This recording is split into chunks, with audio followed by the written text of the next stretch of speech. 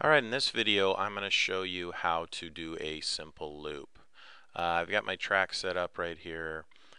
First thing you want to think about is usually loops happen after some sort of drop. Okay, you need to gain enough speed in order for the coaster to get around the loop. So I've created my loop right after one of my first drops. It doesn't have to be after a lift, but it should be after some sort of drop.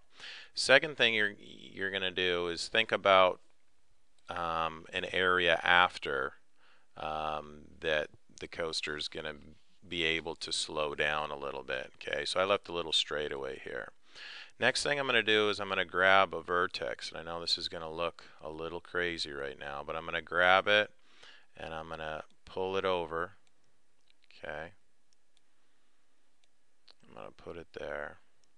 And then I'm going to grab another one. Actually, I'm going to split this one up. This one's pretty big. So I'm going to split it up. So I click on it, I go to segment, and I go to split up, which gives me another one right here. And I'm going to pull this one over to the other side right here.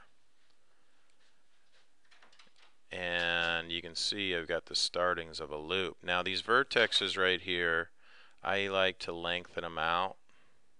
Okay, I lengthen them as much as possible.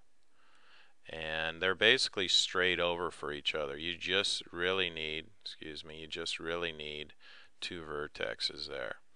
The last thing you're going to want to do, and this is still not even close to being right,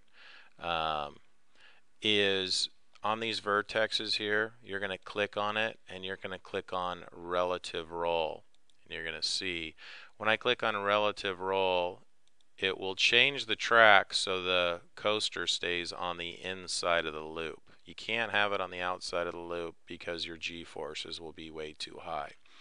Is it going to be perfect? No. You're still going to have to bend that track. Now I'm going to keep it relative roll there. If I wrote it, still going to be off a little bit. Okay, the G-forces are going to be too high.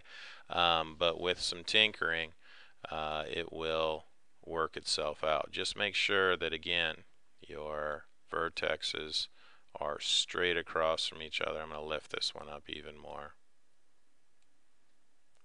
See, you can see that it's coming along right here. I can tell my G-forces are going to be too high right there too.